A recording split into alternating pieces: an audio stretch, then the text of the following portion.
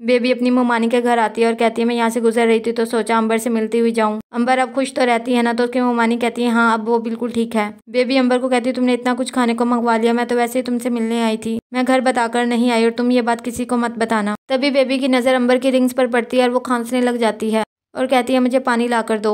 जैसे अंबर बाहर जाती है वो उसकी रिंग उठा लेती है। बेबी वो रिंग लाकर असजद के कोट में रख देती है। मारिया असजद का कोट उठाती है कि तभी रिंग नीचे गिरती है। तभी कमरे में बेबी आ जाती है और कहती है ये रिंग किसकी है। मारिया कहती है असजद के कोट से निकली है। बेबी कहती है ये तो अंबर की रिंग है। असजद की पुरानी आदत है, जब भी अंबर से मिलने जाता था तो उसकी कोई ना कोई चीज लेकर आ जाता था। ये रिंग तुम मुझे दे दो, मैं नहीं चाहती तुम्हारी और असजद की लड़ाई हो। असजद कहता है हॉस्पिटल नहीं जाना, तुम अब तक तैयार क्यों नहीं हुई। मारिया कहती है मुझे नहीं जाना। असजद कहता है क्या बात है, जितना मैं तुम्हें खुश रहने की कोशिश करता हूँ तुम इतनी बदगुमान हो जाती हो। रात को भी मारिया अपने कमरे से बाहर आ जाती है। असजद कहता है क्या बात है, तुम क्यों रो रही हो। मारिया कहती है आपकी कोट से रिंग निकली है, बेबी बाजी ने मुझे बताया कि वो अंबर की है, वो हर वक्त पहन के रखती थी। अगली सुबह असजद बेबी को कहता है कि तुमने मारिया को क्या कहा है। मारिया कहती है असजद के कोट से रिंग निकली थी और बेबी ने मुझे कहा था कि वो अंबर की है। बेबी साफ मुकर जाती है और कहती है कि मारिया झूठ बोल रही है। निगत अपने शौहर के पास बाहर जा रही होती है। नूर कहती है नानो मैं भी आपके पास जरूर विजिट करने आऊंगी। निगत कहती है कि मेरी नूर से कॉल पे बात करवाया करना ताकि मैं अपनी बच्ची को देख सकूं। रिबा कहती है अगर ये घर के मसले ना होते तो मैं आपके साथ चलती, आपने और खाला अम्मी ने जबरदस्ती की शादी करवा के अच्छा नहीं किया। निगत कहती है बेटा तुम अपने घर में खुश हो, ऐसी बातें मत किया करो। बेबी अपनी दोस्त से बात कर रही होती है और कहती है इन्हिसार पर असजद और मेरी अम्मी बहुत भरोसा करते थे, मैंने इन्हिसार की वो फाइल ही डिलीट कर दी थी। अब असजद उस पर बिल्कुल भी यकीन नहीं करता। रशीदा मारिया को कहती है जब से तुम आई हो मेरा बहुत ख्याल रखती हो,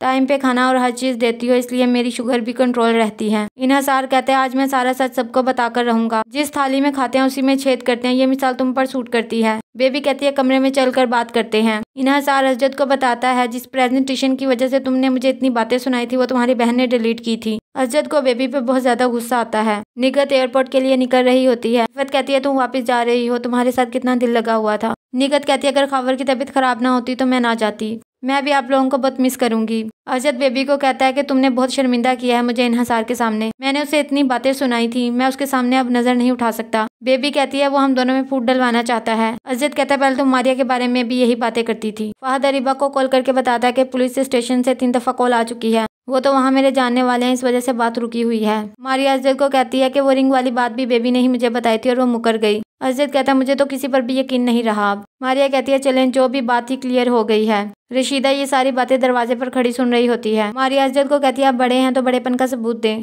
वो आपकी बहन, आप उसे माफ कर दें। मेरा इस बात पर यकीन है कि जो किसी के साथ बुरा करते हैं अल्लाह खुद उनसे बदला ले लेता है।